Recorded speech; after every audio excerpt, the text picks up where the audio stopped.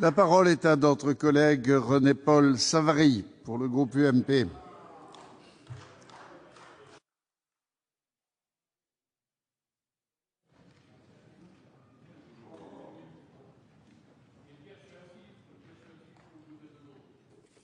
Monsieur le Président, Monsieur le Ministre, mes chers collègues, merci pour vos encouragements dans cette épreuve redoutable que de parler des finances départementales. Et c'est sûr que c'est un exercice difficile qui n'a échappé à personne. Puis maintenant que les départements sont là, puisqu'il va y avoir des élections, Monsieur le Ministre, après les tergiversations, vous l'avez dit, c'est un échelon incontournable. Alors autant que les départements vivent et en ayant les moyens d'exercer leurs compétences, sinon ce serait tout à fait inutile d'avoir voulu les supprimer pour finalement les maintenir et faire qu'il y ait toujours un échelon s'il n'a pas les moyens effectivement nécessaires par rapport aux difficultés d'ailleurs rencontrées par nos concitoyens et qui sont là aussi exigeants à juste titre, compte tenu des services qu'on a déjà su leur amener à travers les conseils généraux. Alors, je ne reviendrai pas sur les propos de Jean-Léonce Dupont, que je partage bien sûr entièrement. J'essaierai de faire l'analyse d'autres critères qui ont prévalu peut-être pour les notations que l'on voit fleurir au sein des différents médias actuels et montrer que derrière, il y a peut-être un changement de mentalité qui sera instauré si on veut maintenir effectivement la survie des départements. Dès l'instant, Monsieur le Ministre, on en a la volonté. Parce que si on veut effectivement les tuer, on peut s'y prendre comme on s'y prend actuellement, continuer, et on y arrivera de façon tout à fait naturelle très rapidement. Bien sûr que les budgets des départements sont complètement déséquilibrés. C'est la raison pour laquelle on peut se demander s'il y a des bons et des mauvais gestionnaires. Alors, on nous donne des notes. Alors, moi, j'ai pris effectivement le classement qui m'a arrangé le mieux, entre nous, bien entendu, celui de l'Association des contribuables, qui a donné des notes, et le département de la Marne, comme trois autres départements, je crois, a un 20 sur 20. Chose extraordinaire. Ça voudrait dire quelque part, peut-être que c'est un département bien géré. En tout cas, c'est peut-être vu de la part des contribuables. Et je me suis demandé si, vu de la part de l'État, on arrivait à la même satisfaction, ce dont je ne suis pas tout à fait sûr. Alors, je savais que j'avais depuis un certain temps un budget bas. C'est ancestral. Le département de la Marne, un département moyen, recettes de fonctionnement par habitant, recettes, le 100e de France. Alors effectivement, ça pose déjà un problème, les situations de rente ou les situations de pénalité par rapport aux dotations de l'État, qui sont quand même un élément important dans les budgets du département, étant donné qu'il y a pratiquement plus de fiscalité.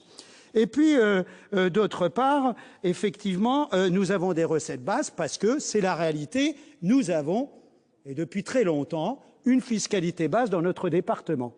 Et en conséquence, les conséquences tirées par l'État dans ce domaine-là, c'est de pénaliser une collectivité qui n'a pas fait appel à la fiscalité parce qu'elle a respecté le contribuable. Donc, quand vous êtes attentif aux prélèvements pris sur nos citoyens, vous êtes pénalisé par l'État. C'est quelque part interpellant, surtout quand vous avez les dépenses de fonctionnement des plus basses. Donc, ça veut dire dépenses de fonctionnement basses, c'est 750 € par rapport à une moyenne de 1 000 €, 25% en dessous. C'est quoi? C'est des dépenses, bien sûr, de fonctionnement généraux, de moyens généraux, mais des dépenses de personnel basses et des dépenses sociales basses par tête d'habitant. Ce qui veut dire, Monsieur le Ministre, qu'on peut faire une politique sociale. Ce qui veut dire que le département est le bon échelon pour mener une politique sociale supportable par le contribuable. Et je pense qu'il se fait un certain nombre de choses pour en c'est qu'on a des ratios en ce qui concerne l'hébergement, pas l'hébergement, mais le placement de nos enfants en crèche ou en structure familiale ou collective, des ratios au-dessus de la moyenne nationale en ce qui concerne les personnes âgées aussi. Comme quoi, on peut faire une politique sociale. C'est pour ça qu'il faut être attentif aux répartitions de compétences. Mais sur le plan de l'investissement, je suis bas par rapport à d'autres départements. Et j'ai 20 sur 20, là aussi, dans les dépenses d'investissement. Donc j'ai creusé un petit peu, j'avais cette note par rapport à cela, notamment par rapport à l'Isère. Elle a 10 sur 20, l'Isère. Ah, mais c'est pas pour autant... Oui, 10 sur 20, vous avez. 10 sur 20. Sur le classement des contribuables, alors j'ai la feuille, je vous raconte pas des bobards, je l'ai pas prise là, mais sur le classement des contribuables associés. Mais c'est pas pour autant que la gestion de l'Isère, que les choses soient claires entre nous, est une mauvaise gestion. Parce que c'est selon les critères que... Non, je suis... Les choses sont claires. Les choses sont claires. Vous dire simplement, parce que je vois que le temps tourne, vous dire simplement qu'en investissement, ayant un taux d'endettement de moitié moindre des autres départements, comme d'ailleurs d'autres départements ici représentés, d'autres vous également, où vous êtes très faiblement endettés, eh bien là aussi, ça veut dire qu'on investit à hauteur de nos moyens. C'est pour ça qu'on a 20 sur 20. On n'a pas vécu au-dessus de nos moyens. Et la corollaire, monsieur le ministre, c'est que dans les dotations et dans les péréquations, nous sommes pénalisés parce qu'on dit clairement, dans le critère endettement, si vous n'êtes pas fortement endetté, vous pouvez faire appel à la dette, comme vous pouvez faire appel à la fiscalité, et en conséquence, vous êtes moins aidé. Donc il faudra quelque part changer un petit peu de paradigme. Jusqu'à présent, on était sur un logiciel « Aide-toi, le ciel t'aidera » qui conclut, et c'est le modèle du XXe siècle, à ce qu'on ait une inflation fiscale ou une inflation de dette. Ça ne peut pas continuer comme ça. Notre pays est déjà surendetté d'un côté et nos citoyens en ont assez de payer de l'impôt. En conséquence, il faudra véritablement changer de logiciel par rapport aux lois à prendre pour le financement de nos collectivités départementales. Deuxième point. Pourquoi les départements vont-ils être en faillite? Et Jean-Léonce Dupont l'a déjà annoncé. En faillite, ça veut dire en déficit de fonctionnement comptable dans les années qui viennent. Bien pourquoi? Parce qu'il y a un certain nombre de décisions qui méritent d'être rappelées. La décentralisation, notamment avec les compétences sociales, ce sont 10% de plus par an sur le budget de fonctionnement tous les ans. En 30 ans de décentralisation, 300% de charges de fonctionnement supplémentaires pour les départements. Ce qui montre bien que là aussi, il y a parallèlement une diminution de l'autofinancement derrière et une répercussion sur le budget.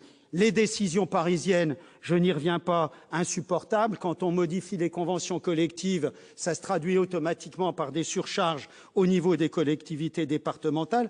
Quand on modifie, Éric Doligé le sait bien, les heures de garde des sapeurs-pompiers professionnels, répercussions par des embauches supplémentaires, toujours sur les finances départementales et toutes les dépenses imposées. Je rappelle les rythmes scolaires, je rappelle la décision prise par le Premier ministre précédent, 2% de plus pour les bénéficiaires de RSA. Je ne critique pas la mesure, sauf qu'elle s'implique sur le budget départemental avec toutes les conséquences que cela peut avoir.